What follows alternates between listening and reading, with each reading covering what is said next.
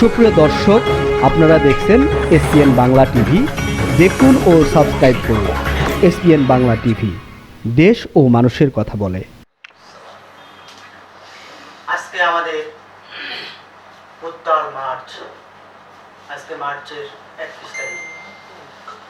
আমাদের স্বাধীনতার যে শুরুটা হয়েছিল এই মার্চে। পৃথিবীর প্রত্যেকটি জাতির স্বাধীনতার পেছনে এক একটি গর্ব করার মতো কাহিনী থাকে। আমাদেরও একটি কাহিনী রয়েছে, সেটা শুরুর দিকে বেদনাদায়ক হলেও শেষ পর্যায়ে আমরা আনন্দিত হয়েছে একটি নির্দিষ্ট ভূখণ্ড পেয়েছিলাম।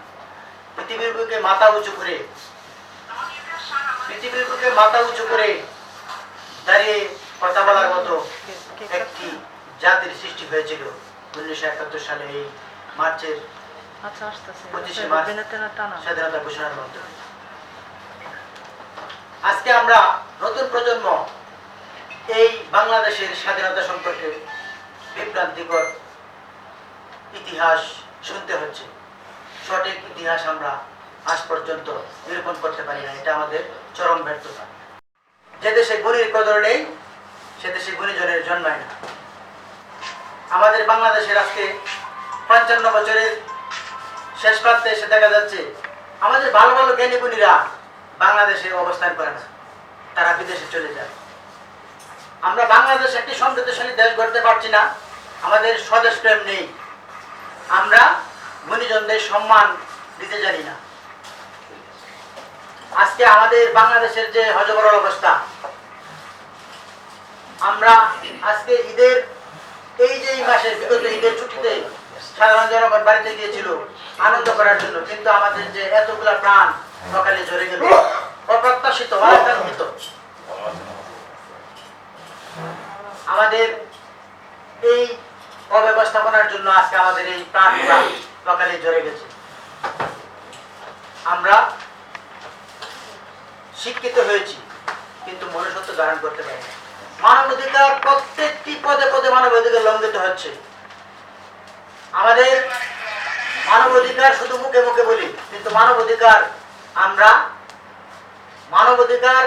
একটি সর্বজন অধিকার, এটা জন্মগত অধিকার মানুষের। মানবাধিকার রক্ষার জন্য আইন করতে হয় না, একটা মানুষের বেঁচে থাকার অধিকার, এটা একটা মানব অধিকার। আমি আইন পেশায় থাকা অবস্থায় আমি ছোট্ট একটি ঘটনা বলি। একটি লোক হিন্দু থেকে মুসলমান হয়েছে, সে মুসলমান একটি মেয়েকে বিয়ে করেছিল। সাংসারিক টানাপোড়েনে একটা ঝামেলায় পড়ে ওই নবাগত মুসলিমকে একটি মামলায় জড়িয়ে দেয়। সে ছোট্ট একটি মামলায় দীর্ঘ 11 মাস জেল হাজতে থাকার পরেও তার আইনি সাহায্য সহযোগিতা না পাওয়ার কারণে সে দীর্ঘ 11 মাস যাবৎ জেলে পড়ে আছে। আমি আইন পেশায় একটি মামলায় শুনানিরত অবস্থায় সে আমার সাথে কান্নাকাটি করে সে বলেছিল যে আমাকে বের করে। আমি বিনা খরচায় আমি তাকে বের করেছি। এটা একটা মানবাধিকার লঙ্ঘনের মধ্যে পড়ে। আমি করেছি যে বিনা বিচারে কেন একটি লোক জেল হাজতে থাকবে। আমরা রাস্তাঘাটে প্রতিনিয়ত দেখতে পাচ্ছি মানবাধিকার লঙ্ঘন হচ্ছে।